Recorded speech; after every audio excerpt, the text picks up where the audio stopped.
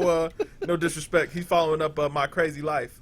He did say My Crazy Life, not My Brazy Life, but I believe it was with a K. Mm-hmm. So yeah, let it be understood.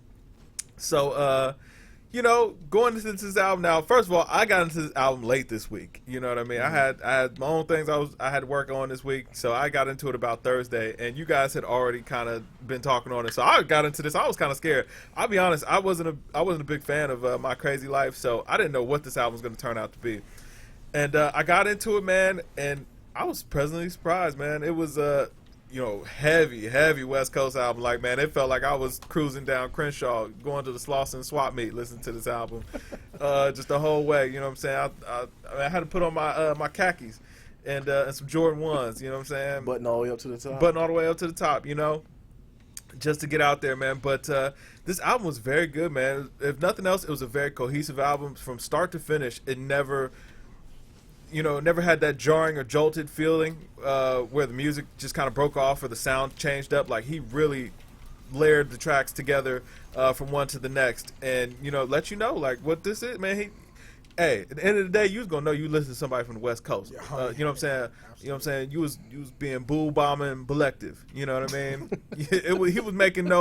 He was holding no punches as far as who he was, and I like that, man. It really felt like an authentic, a genuine album. Now, the one knock I will say to it, man, it had some struggle bars. The West Coast guys, man, I know that you guys love your set and all of that stuff, man. Stop putting the homies on. All right, the homies suck. The homies suck. Man, on that Black and Brown song, now I appreciate the homie coming out here, man, and trying to speak on something positive, trying to bring some unity, amongst the people, speaking out on injustice. Dog, you suck. Like, that was the worst. That was the worst of the worst. Like, when I had to hold back the laugh. Like, when he first came on that track, I'm like, yo, I thought it was a joke. Yeah, I'm like, this guy's horrible. Like, man, get him out of here. This is this ain't gonna work, man. And there was a lot of struggle bars on there, but this album, I felt like it told the story, man. If anything was gonna be a reflection of what I would imagine it to be coming up in impoverished areas of LA in 2016, this is it. Like, this gave me that feeling of, you know what I'm saying, Snoop and Dre, in the early 90s, man. This had that gin and juice feel to it, man. It had nothing but a G thing feel to it, man. It's 2016, okay. Now, I mean, it had the current, you know what I'm saying, kind of flavor to it, but it was reminiscent of that. It gave me that feeling again, you know what I'm saying? Just that West Coast. I'm not big on West Coast rap, and I mean, you could say Kendrick is a West Coast rapper, but he doesn't embody that sound so much. Mm-hmm. If you listen to Pimp a Butterfly, though it has a lot of West Coast elements to it, like, that's just a completely artistic album. It's not, you know what I mean, just that one particular genre, because I mean, you're getting a lot of funk in there, you got R&B, a lot of grooves, man. Like, it was just a very cohesive project, where this is just straight West Coast, man. This sounded like 61 Impala, man. You know what I'm saying? Just straight up. You loking out, or you know what I'm saying, you bicking back being boo with the homies to this, man. Now, the one thing that really kind of came to my mind on this album, this is R&S. Like, I'm not gonna say that on this channel, but just R&S, this whole album.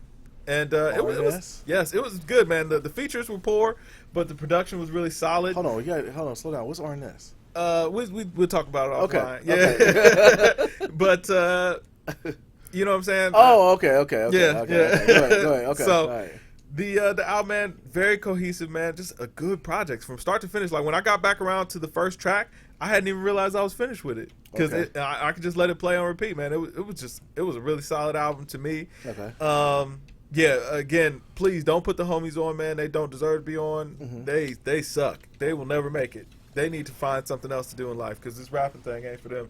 And you know what? The West Coast can be like that. You know, a lot of their rappers aren't technically good, and I mean, maybe it just sounds good. Maybe it's just, you know, their West Coast vibe. Like, I mean, take a guy like the Mr. Fab. You know what I'm saying? He ain't a good rapper. You know what I mean? He sucks. Right. He sounded like a feature on this album. So does YG suck?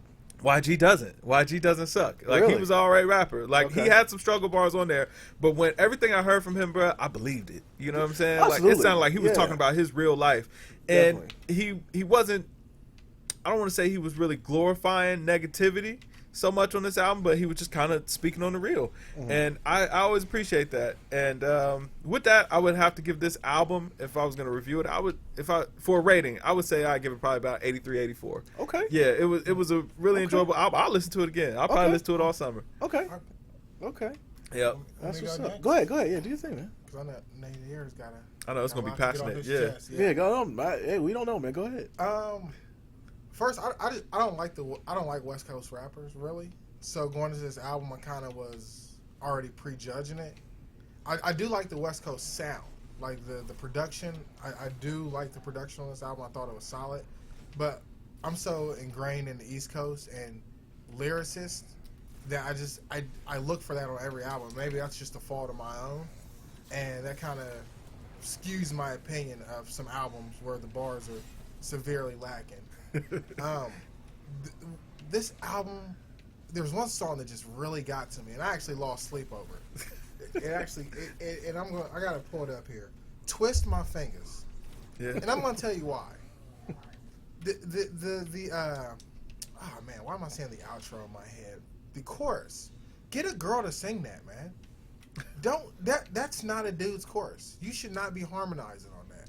And I don't know who he picked to do that. I don't know if that was him himself, but that really just set with me the wrong way. I did like FDT. FDT was okay. It was bearable. Yeah. I think I would rather him, because he does have a good story. I would say that he does have a good story. I'd rather him just sit down and talk with me about his life than make an album. And maybe he can talk to me about his life, just us at Starbucks with some Gouda bacon sandwiches and some chocolate mocha on ice. We lived on those things. Yeah. But if I had to be non-prejudiced, if I was looking at it from a West Coast perspective, this album would probably be like an 80. But since I bring in my own bias, I gotta drop it down to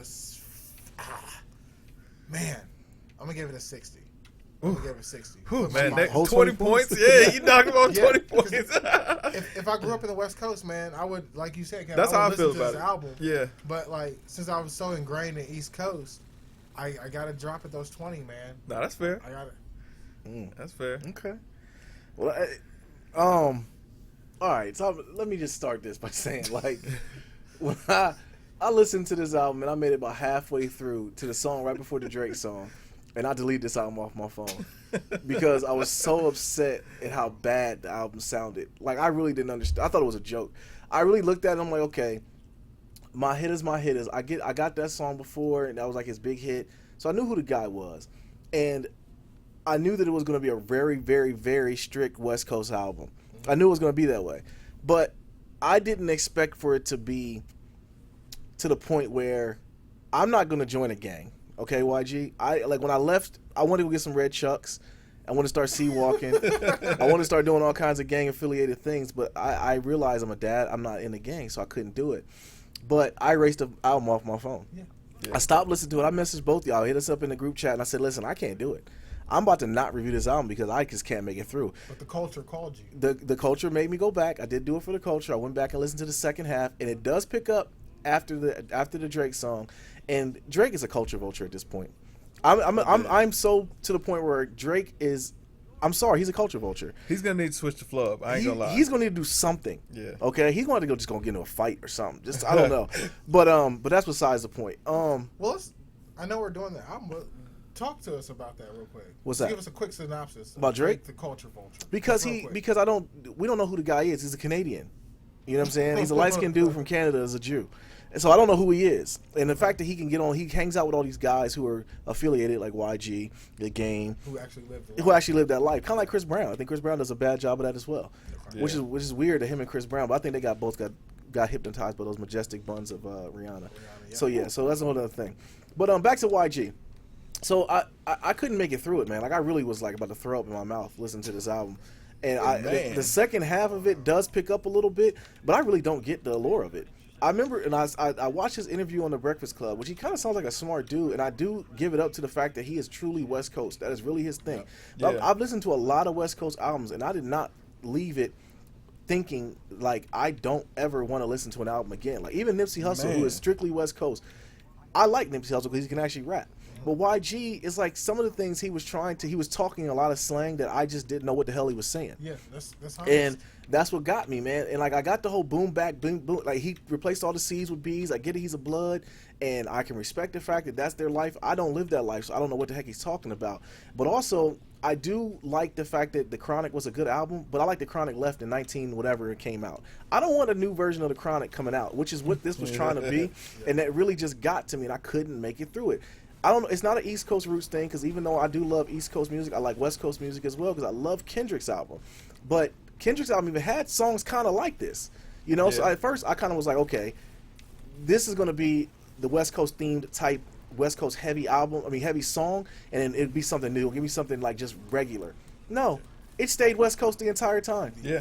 You know, and I just didn't want that. I wanted something else. I know there's other layers to YG other than the gang affiliated stuff.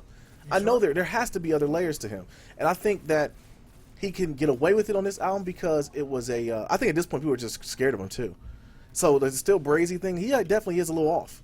You know, he is definitely off, and I think that people are afraid to tell him the real, to be like, you know, I don't know if this is really what you need to go with 100% of the time.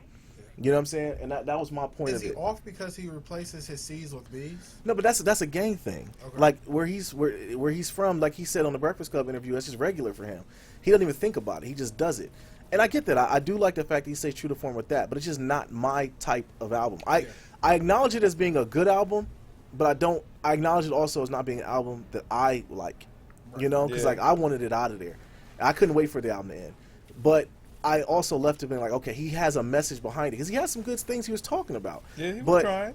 He definitely was trying, but I just don't think it was for me, you know. And I'm on record as far as saying To Pimp a Butterfly was a good album, but it might have been for me either. Yeah. So I am on record for saying that too. So I'm not going to crap on it and give it an NA. I'm not going to give it a. I'm definitely going to. You know, I'm not going to crap on it and say it was horrible music because there's a lot worse music out. But I will say though that I just didn't get it. I didn't get because when Charlamagne sat down with him, he said, yeah, man, your album's kind of like a classic. And I literally wanted to turn the thing off, unsubscribe to The Breakfast Club, never watch an interview from Charlamagne ever again, because I don't see how you could do it. I don't see how you can acknowledge that album as being a near classic album. Because when you say classic, you got to think of Raekwon, you got to think of the Purple Tape, you got to think of, you know. I think classic is heavy, but yeah, I did feel like it's like a West Coast classic. I can see this being a big record for the West Coast. Exactly. And if I lived in LA and it was like, and I lived that lifestyle, that probably would be the soundtrack to our life. Yeah. You know what I'm saying? But that's not my life. Yeah. You know what I mean? So I can't really give it that. But being as much, and I'm gonna tell y'all, man, early I had a whole like a full couple paragraphs written out of what I was gonna say because I hated it, but after I started opening my ears up a little bit more and listening to it more, and I started thinking about it in a mindset of if that's where I lived and that's where I came from, right. I just no way I could crap on it because he took a huge step and a huge risk by doing it, you know, and that's one thing I can definitely give it just because we listen here, you know, at GamesMusicLyfe we listen to a lot of music, and I always will love somebody who's not trying to fit the mold, somebody who just creates their own lane and just tries to do it their way. Right. So I give him credit for that, but even with that being said, he gets a 65 from me. Okay. Because if it was really like, it was going to get like a 35. You know, it was going to get like a 35. He was really about to give it. Yes, it was going to get bad. And that was probably the worst album I've ever reviewed, you know, as far as that way. So I give it a 65. I give it a 65-70. So I would bump him up with a curve like, hey, man, you turned your paper in. I might not like you because you're not from my side of town. I don't understand what you're saying. You start crossing out all the C's in your paper, but I guess I get it. Yeah. So I give you a 70. Would he pass a spelling test, though? No. If he did that. Absolutely not. Okay. Because Lord knows if his girlfriend ever came and said she wanted to name their child Christian, the little boy would be confused because he called him Christian all the way up until he was old enough to understand. Kids can't learn like that. No. You know what I mean? Absolutely not, man. But you know what? Another thing that kind of made me like this album, like listening to it, this reminded me of every dude I've ever met that was like legit from LA. Like that's exact like. Yeah. It embodied them. Really? Like, yeah, I could tell he was really representing that thick. Like, yeah. And I mean, to, you know, us, a lot of that stuff may be weird just because it's different, you know, the way that they do their thing. But it's not so much weird. I don't think, because I think because of movies and stuff like that, we get a little glimpse of West Coast. Well, see, to me, it's like weird because some of the stuff to us seems like it's kind of corny. It's like, yeah, y'all just a little extra. But, you know what I'm saying? It's like, a lot of it is genuine. You know what I mean? That's really who they are, what they are. I never got the feeling that he was faking it. So if we were there, we would probably be doing the same thing in his situation. Yeah, That's what we grew up. definitely Yeah, we saying. grew up in that. Yeah, but I'll Yeah. tell you. Well, then how does guys like Chris